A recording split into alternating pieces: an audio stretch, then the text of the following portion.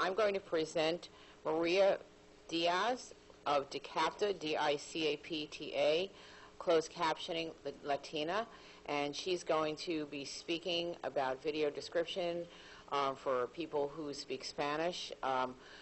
We welcome you, Maria, and look forward to your comments.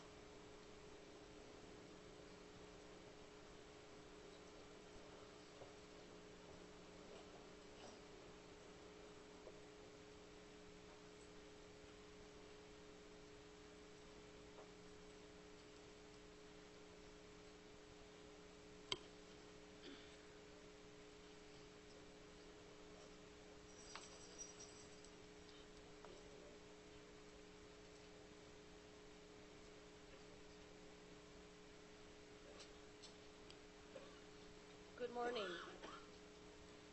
This presentation is also available in Spanish. Para seguirnos en español, por favor marquen el 1650-429-3300, acceso 739-347-883. Good morning. We'd like to thank the VPAC for allowing us to speak here today. We would also like to extend our congratulations for passing the bill that will allow Americans with visual disabilities the same rights as Americans who are fully sighted. We have carefully reviewed the implementation report for Video Accessibility Act and are appalled at the exclusion of the Spanish language networks from the major television networks that will need to comply with the new regulation on video description. This ignores the needs of a vast population of people with visual impairments that just happen to be Spanish dominant. Our hope is that by the end of our presentation, the committee will have enough information to take action to amend this predicament that we're in. It is our understanding that the discussion regarding Spanish language in the committee center around the shared use of DTV and ancillary audio services. Spanish dubbing versus description. Let me clarify that we're not here to speak about that. Our discussion focuses on accessibility. Our discussion is about providing a service to Spanish language content to benefit people who speak Spanish.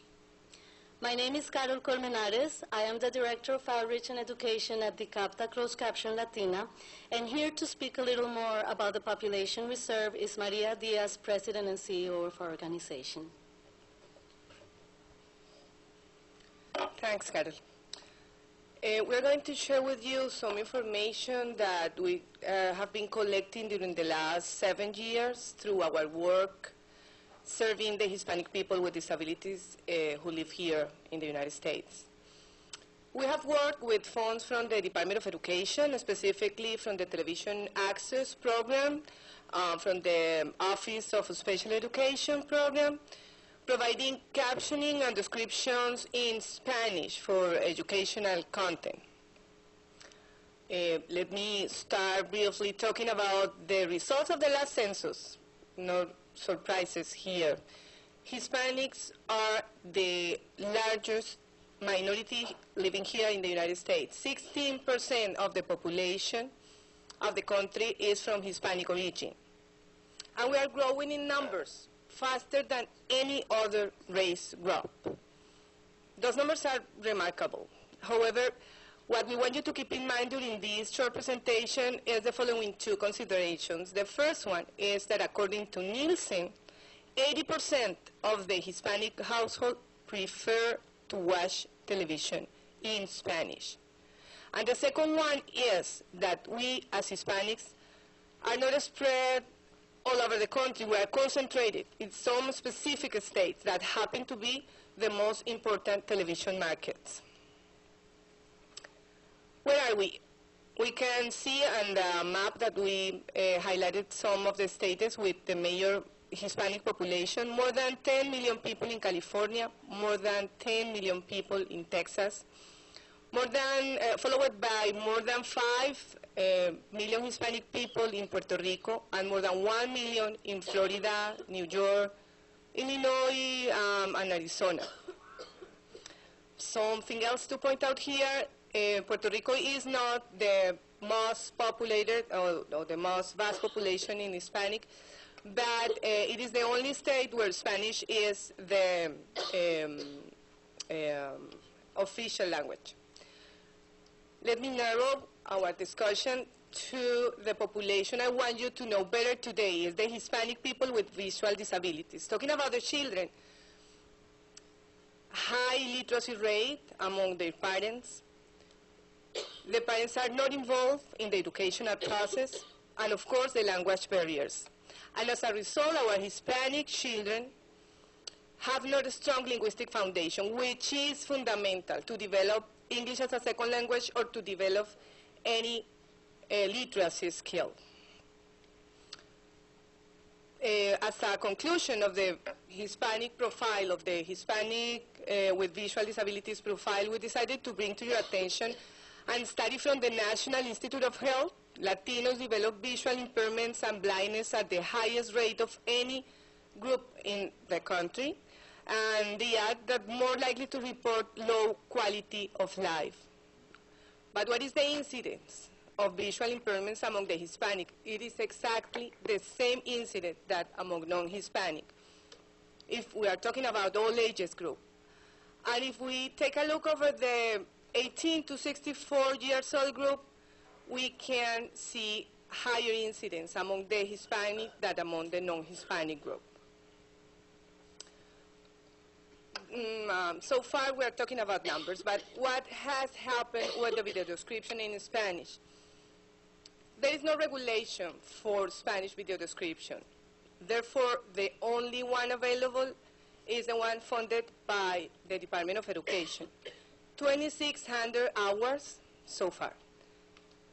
But we're not sure that the next year we're going to have funds again. And we have seen the same situation with the captioning. If there is regulation, funds are going to be allocated in different projects. And in the best case scenario, if we have funds through the Department of Education, what is going to happen with the recreational content and what is going to happen with the entertainment content? We strongly believe that accessibility cannot be grant dependent. Let me introduce you to Judy Matthews. Judy has been working with us for the last 6 years in our advisory group, and she's going to tell you something about her own experience as Hispanic living here. Judy.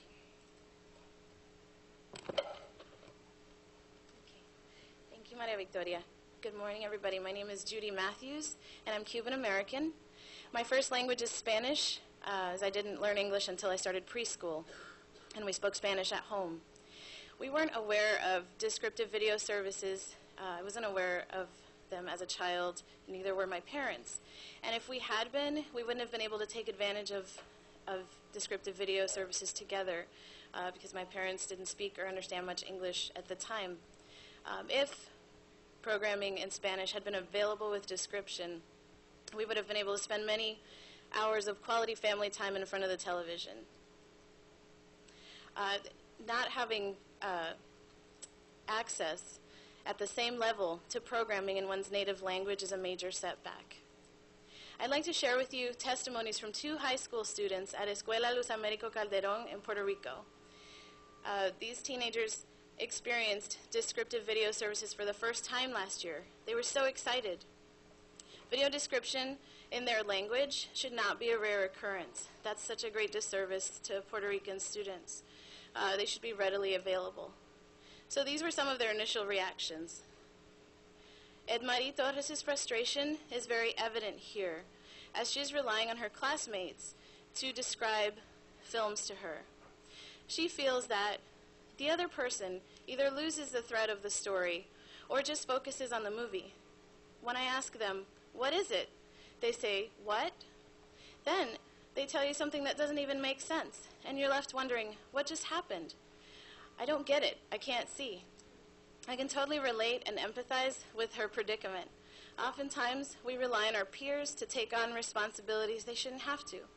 When I was in high school, I was in this very same situation many times. Instructors would ask other classmates to fill in the visual gaps for me.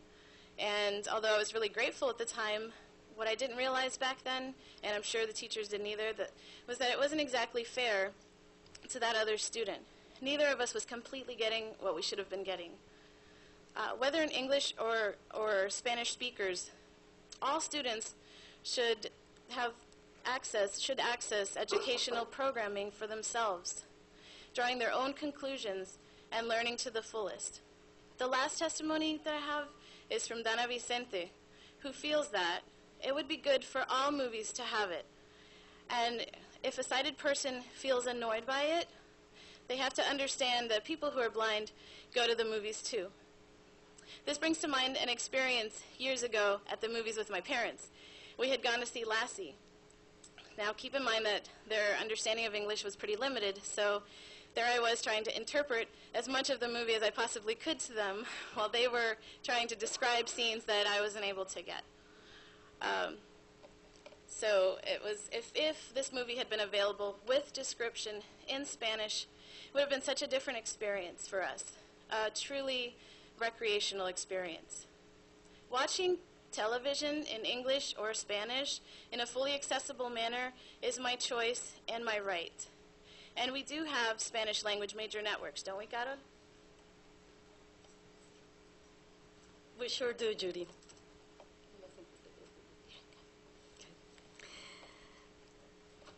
From this point on, our intention is to analyze the implementation of the Act from our perspective. Who has to comply? The broadcasters and the multi-channel video programming distributor systems. And you all know the criteria that was used to select this. Let me now direct your attention to the selected TV markets. The chart that we have up shows the universe of television households according to the Nielsen report, the same report that was used by the committee to determine the major networks. As part of our research, we called Nielsen and asked if Hispanic households were included in this number. The answer was yes, they are included. So if you take a look at New York, it is the #1 TV market in the U.S. with over 7 million households. And 1.3 million of those households are Hispanic households. Another way to look at it is to say 18% of the New York market is made up of Hispanic households. I would like to direct your attention to markets like Miami, Los Angeles, and Houston, with 46, 33, and 27% of Hispanics making up the market. Ladies and gentlemen, it is very hard to believe that in these markets, a Spanish language television market is not among the top 4 major networks. We know for a fact that Univision is first in Los Angeles, first in Miami, and first in Houston.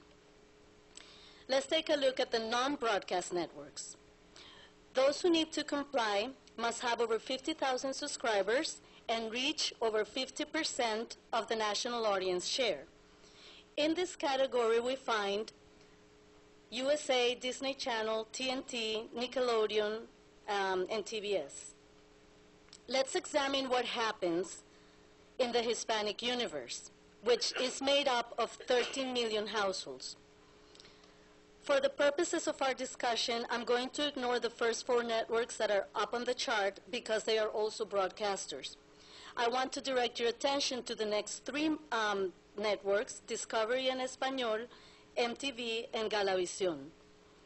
They do have over 50,000 subscribers. And if you take a look at the reach, they are reaching over 50% of the Hispanic audience share of the Hispanic universe. Spanish language networks have had to comply in the past with FCC regulations.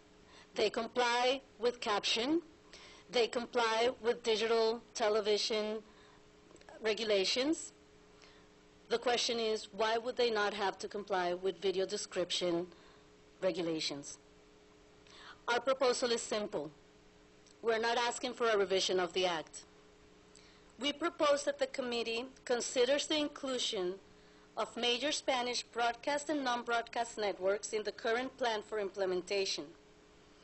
It is only a matter of time. We can sit and wait for the numbers to reach the benchmarks. or we can stop treating Spanish speakers as second-class citizens and have a real opportunity to have a diverse, inclusive, and democratic process.